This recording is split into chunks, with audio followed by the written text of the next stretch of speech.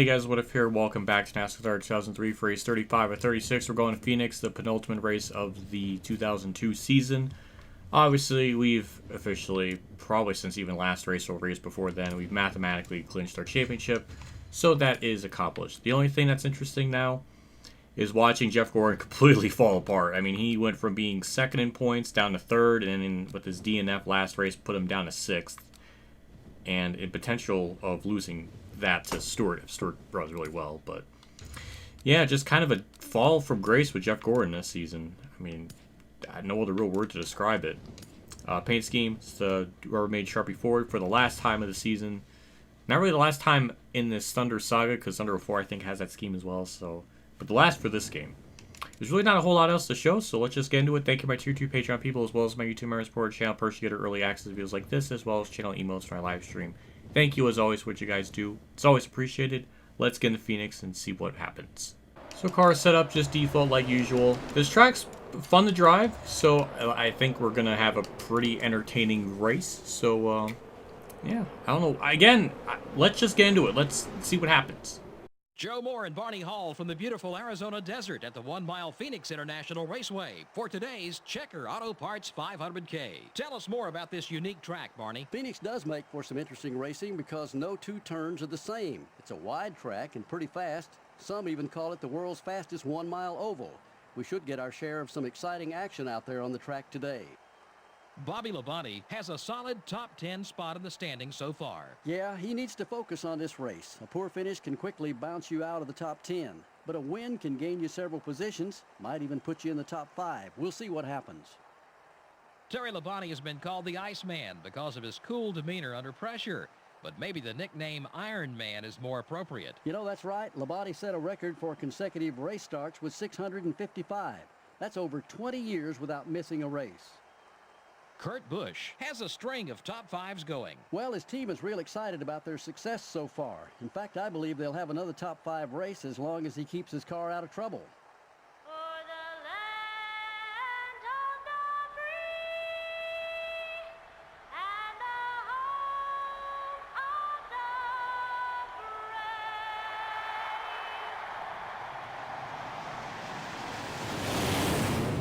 brave. Gentlemen, start your engines.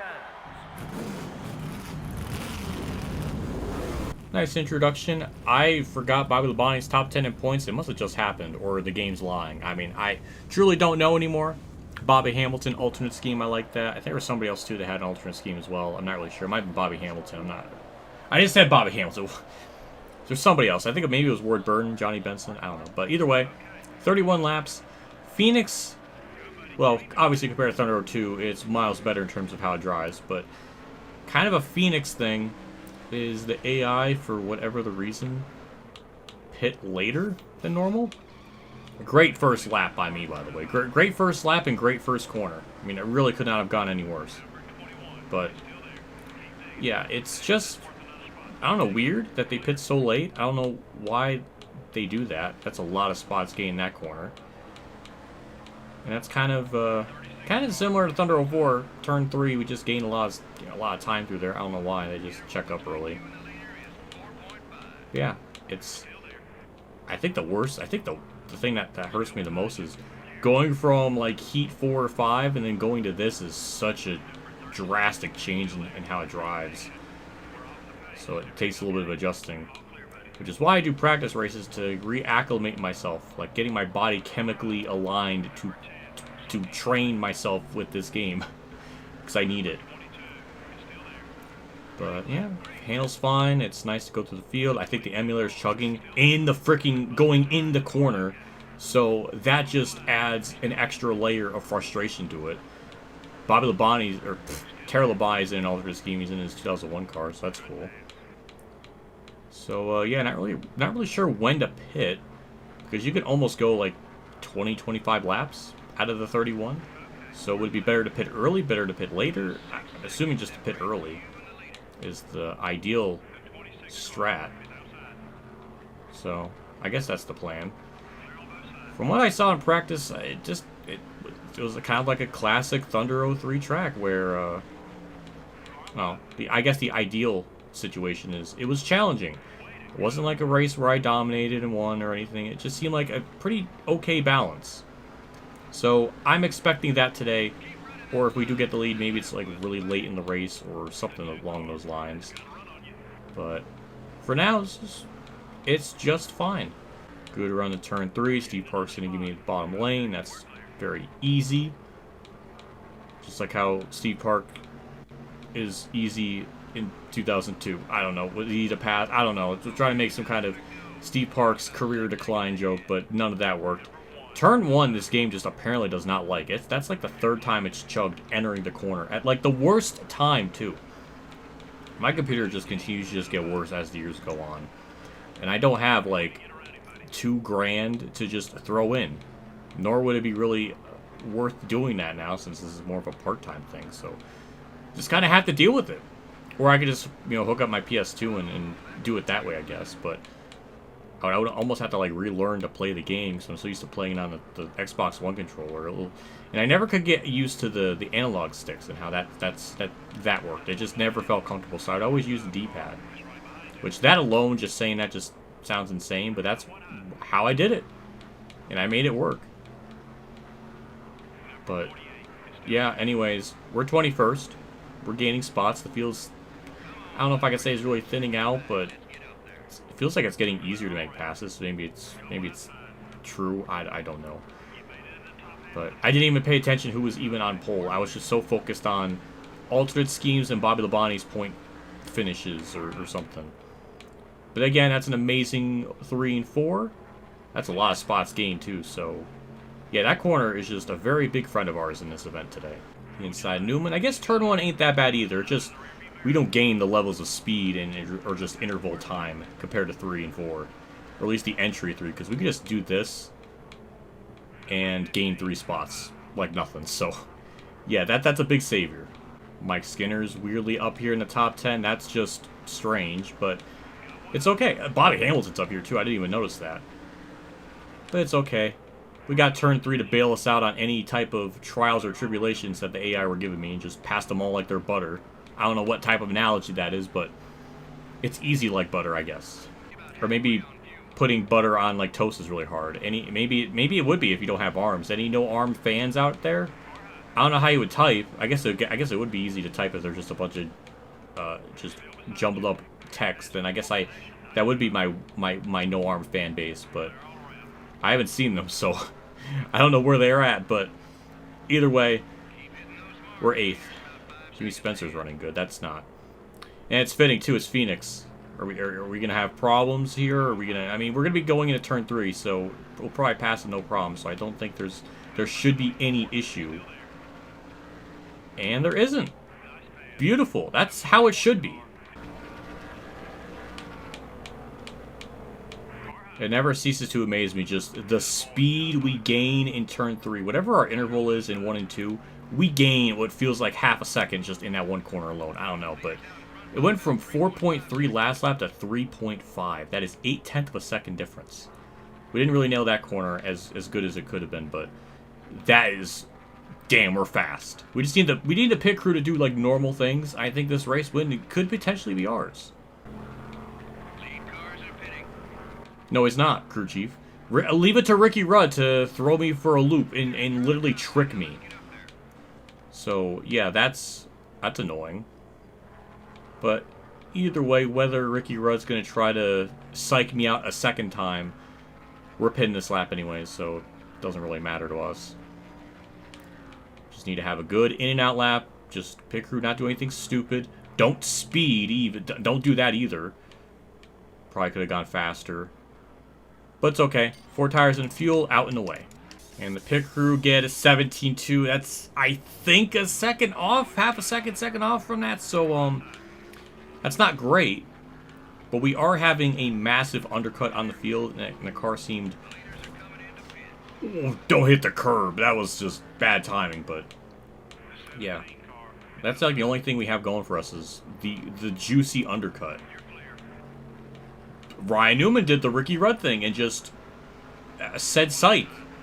And that stacked up Jimmy, and that will get us to the inside, and we'll pass to them all no problem. Or maybe he'll be a problem to pass. I don't know. I mean, it would be fitting for Ryan Newman to be a problem to pass. That's really not going to be anything shocking. But going to turn 3, make that pass. Good, we don't have to worry about him. Yeah, Michael Waltrip did the same thing, so I guess it's just a Thunder 03 AI exclusive at Phoenix.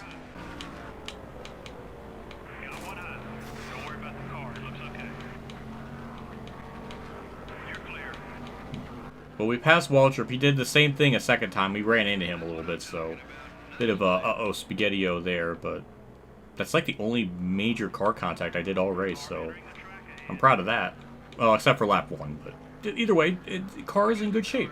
To the inside of Harvick for position, I guess. Nope, that's actually for Marlins, so never mind on that. I don't know where this is going to cycle us out. I don't know if this is going to be good or bad. This game is so confusing. Even this deep into the season, you would think I would learn maybe like an undercut would work, but sometimes it does, sometimes it doesn't. I feel like for a track like this and the amount of time we keep gaining on the leader and stuff, even in that previous run, we should, in theory, gain stupid amounts of time. So, I don't know. We'll find out. Inside of Marlin here, this is for position. Same with Ricky Rudd, I'm assuming. Or not, never mind. He just pulled away from me there. Someone's clearly not pitted yet. Not really surprised by that. They usually, like I was saying, they usually try to, the leader pits like lap 25 or something, like near the end of the race. The pit logic's weird here on 10% race length. I don't know if it's the same way with a longer race percentage. I'm pretty sure it is, but I don't know what it would be like for 50 or 100% races. Maybe it's normal. I don't know. Can I also pass Marlin? I know he's got a little bit fresher tires. I just doored him. That was not very nice, but actually properly clear him. We got the preferred lane. Okay, it looks like we're going to cycle out at least 6th, I'm assuming. So the leader's down P-Road finally. So, with that insane undercut, that actually hurt us. Because we were running 5th before. I mean, barely, but that really didn't gain us anything. I don't know what the interval will be at the line, but at least... Okay, okay, 4th. Never mind. It's slightly better than what I was thinking. Alright. I'll eat my words a little bit. And I can actually see the leader up there in front of me, so can I actually run him down? Probably not. But I'm going to try, as we got to 3rd, and we passed Ricky Rudd cleanly. That's another crazy thing, too. We're just sort of stuck. We actually lost a 10th that lap, so I think the pitting early strat, I don't think it's working out anymore, which is a shame. Mark Martin, I think, is leading, which... Where was this type of speed in the real-life 2002 season? Then again, I think in this race, in real life, he got... His car got penalized or something, so it was more typical just Mark Martin just being cursed. But yeah, if he was winning, then that might have been even better. But yeah, he's making a charge all of a sudden right at the end of the season. He's trying his best to be second in points, but it's not really going to happen because he was like 190 points out. Even with this win, I don't think that really will really fix anything. He's going to be pretty much locked in 3rd, which pretty much locks in Dale Jarrett for 2nd. But anyways, going into turn 3, we'll at least get 2nd, so that's cool. And that's going to be a Roush 1-2, so that's also really cool. White flag's out. We're still gaining time on Mark, even though we were losing time before. I don't know what changed. He's about to hit lap traffic, but it's too little too late on that, because I know AI just almost hit that protruding wall. That was going to be embarrassing. But yeah, we'll just bring it home 2nd. I mean, if the picker got like a 2nd better on our estimated time, it still really wouldn't have made up the difference between me and him. So, would have been still 2nd, but not bad. I'll take it. So, it's nice to not win. And that's another Mark Martin dub. That's 3 this season for him. So, I'm alright with this.